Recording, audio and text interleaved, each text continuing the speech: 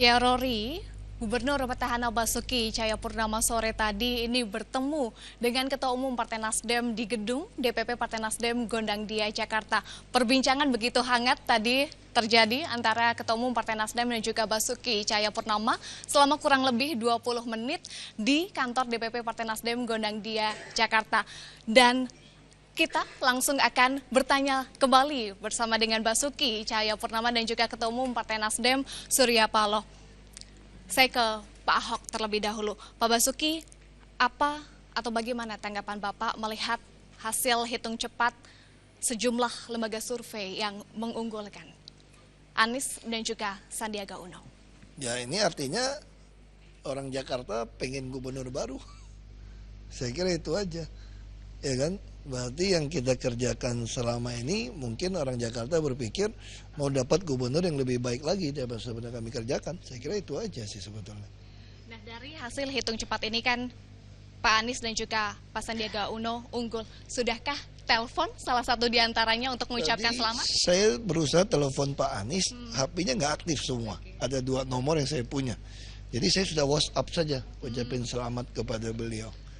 Nah, saya sampaikan saya siap membantu untuk meneruskan membangun Jakarta yang gini. Sudah ada respon atau balasan dari Pak Anies? Aku lihat dulu ya. Boleh dicek dulu Pak. Kayaknya mana ini? Banyak amat ya, ini banyak banget. Aku cek dulu ya, bisa cek kok. Mau dicek dulu pemirsa, ini apakah ucapan selamat dari Basuki Cahayapurnama sudah direspon belum oleh dibaca Pak juga. Anies? Ternyata masih sibuk ya Pak ya. Ini Pak saya Anies, ya? kirim belum baca juga. Oke.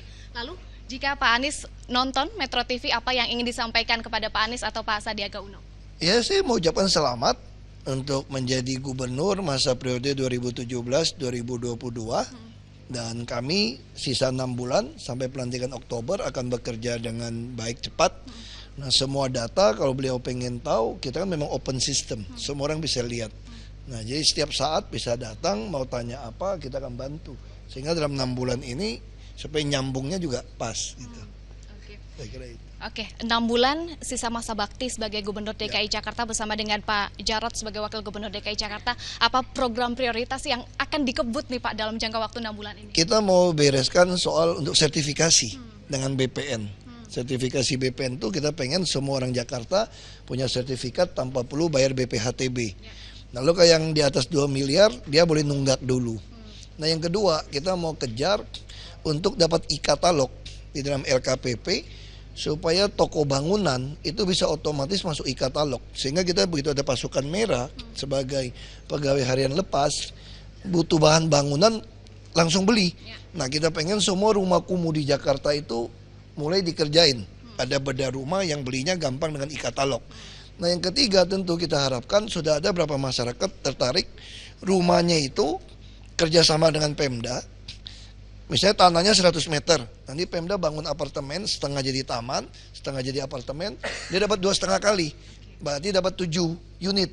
Nah saya sudah dapat tuh 1 hektar sertifikat dari masyarakat di daerah Jakarta Barat yang tertarik menukar kawasan dia yang kumuh untuk menjadi apartemen dengan taman yang baik. Nah ini akan mengurangi, kita juga akan mengejar soal jamban, termasuk pengolahan air limbah. Nah kita juga akan mengejar LRT penugasan kepada PT Jakpro. Kita akan sertakan lagi dia mungkin 2-3 triliun supaya dia cepat membangun infrastruktur LRT. Sehingga nanti LRT udah bisa kita lakukan dari Velodrome sampai ke Duku Atas. Nah juga termasuk dia akan bangun ITF. Nah ini model-model ini kita lakukan. Kita jangan kejar cepat seluruh Jakarta ini lampu LED terpasang semua. Nah saya kira itu yang kita kejar dengan yang bisa lakukannya. Oke, Pak Ahok, kalau transisi, kalau Pak Ahok kan tidak suka nih disebut transisi antara Pak Ahok namanya. atau saya sebut saja pola dialog nanti dengan calon gubernur baru Anies Baswedan, apa atau bagaimana pola dialognya nanti akan Iya sebetulnya kita terbuka saja, kan kita sekda, dinas, nanti kalau Pak Anies, Pak Sandi pengen tahu data, kami kan semua data kan open data. Jadi semua data kami siapapun masuk ke open data kami ini open data terbesar.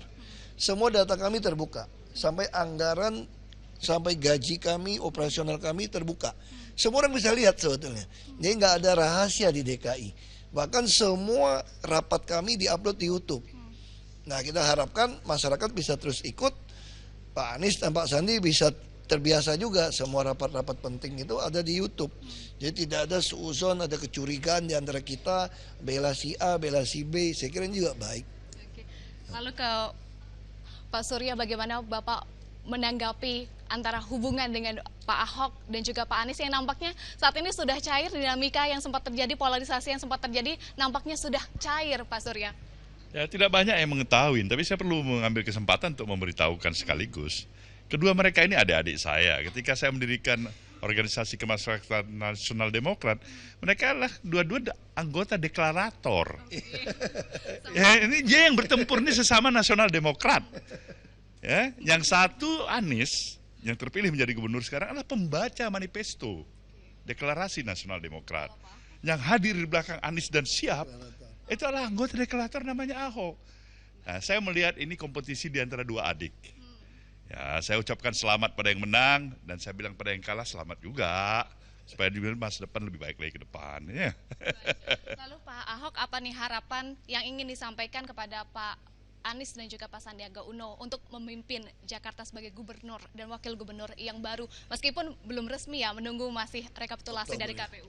Ya, tentu kita harapkan Jakarta akan lebih baik, lebih cepat lagi. Sehingga semua impian visi misi saya selalu katakan kalau ada yang lebih baik dari saya, lebih cepat dari saya, ya jangan pilih saya sebetulnya. Supaya saya juga nggak usah capek-capek gitu. Nah, prinsip itu kan begitu. Kalau kita bisa temukan yang lebih baik dari kita jangan berebut sebetulnya.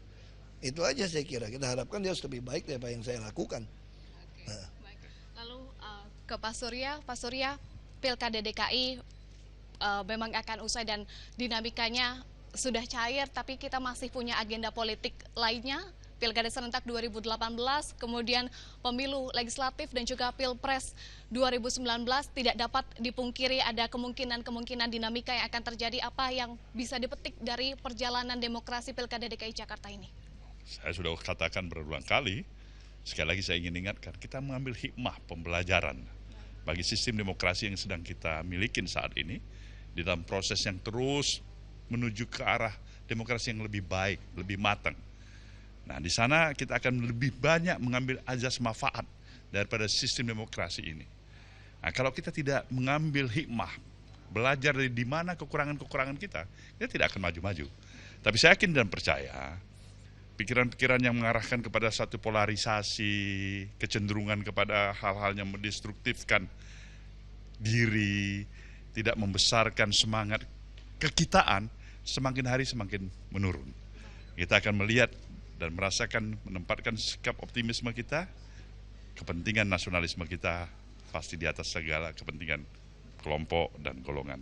Baik, kepentingan nasionalisme kita di atas kepentingan golongan. Terima kasih Ketua Umum Partai Nasdem Surya Paloh dan juga Gubernur Petahana DKI Jakarta Basuki Cahayapurnama. Dan itulah tadi perbincangan kami dan disampaikan atau ditegaskan kembali oleh Basuki Cahayapurnama bahwa menerima dengan legowo hasil hitung cepat yang dirilis oleh sejumlah lembaga survei, meskipun kita juga harus masih menunggu hasil rekapitulasi resmi yang akan dikeluarkan oleh KPU DKI Jakarta pada Mei mendatang. Dan ditegaskan kembali oleh Basuki Cahayapurnama, di sisa masa bakti 6 bulan ini akan terus bekerja mengabdi untuk rakyat DKI Jakarta. 6 jam pasca penutupan bilik suara di TPS, panitia pemungutan suara berangsur mendatangi pusat tabulasi formulir C1 agar hasil penghitungan suara dapat dipantau langsung di situs KPU. Dan untuk mengetahui sejauh mana proses rekapitulasi, kita sudah langsung bergabung dengan Reza Ardiansyah di Hotel Bidakara, Jakarta Selatan. Reza, sudah berapa TPS yang menyerahkan formulir C1 sejauh ini? Maria, berdasarkan data yang bisa kita lihat di situs pilkada2017.kpu.go.id, ada 15 TPS yang sudah dimasukkan oleh para petugas sebagai bukti rekapitulasi formulir C1 yang telah selesai dihitung pada siang tadi. Ini masih jauh dari nilai keseluruhan TPS yang ada di seluruh DKI Jakarta, yaitu sebanyak 13.034 TPS. Dan semuanya dapat dilihat langsung di situs kpu.go.id yang juga tampak di ruangan ini. Selain jumlah TPS yang telah dimasukkan, ada juga hasil perolehan suara yang berupa diagram lingkaran dan bisa kita pantau secara langsung melalui situs yang tadi saya sebutkan. Nantinya formulir-formulir yang diserahkan oleh para panitia pemungutan suara akan melalui sebuah sistem bernama Sistem Informasi Penghitungan Suara atau SITUNG. SITUNG inilah yang menjadi acuan bagi para PPS dan PPK untuk menyerahkan formulir C1 dan nantinya akan menjadi basis data untuk mengetahui secara real time atau tepat waktu seberapa akurat penghitungan suara yang tadi telah dilakukan pada siang hari. Nantinya formulir C1 ini akan dikumpulkan dan kemudian melalui beberapa tahap sebelum nantinya pada tanggal 29 April disahkan pada tingkat provinsi. Hingga saat ini, hingga pukul 6:50 malam ini, ada lebih dari 100 formulir C1 yang sudah distorkan dari tiap daerah. Di Jakarta Timur ada 2 kelurahan yang sudah menyerahkan, kemudian di Jakarta Pusat dan Jakarta Utara belum menyerahkan sama sekali. Dari Jakarta Barat ada 4 kelurahan yang sudah menyerahkan formulir C1-nya. Demikian pula dengan Jakarta Selatan yang juga sudah melaporkan 4 formulir C1 yang nantinya akan diinput oleh petugas yang berjumlah lebih dari 100 orang ini. Komisioner KPU yang sempat saya wawancara menyatakan bahwa tenggat waktu untuk memasukkan data-data ini adalah selama 24 jam. Artinya besok sore ditargetkan seluruh data dari formulir C1 sudah bisa dilaporkan melalui situs pilkada2017.kpu.go.id. Formulir C1 ini, Maria, adalah berkas yang berisi hasil penghitungan suara dari setiap TPS. Di Pilkada Putaran 2 DKI Jakarta kali ini ada 13.034 TPS yang ada di 44 kecamatan dan 261 kelurahan. Maria. Baik, laporan langsung dari Hotel Bidakara Jakarta Selatan, Reza Ardiansyah, terima kasih.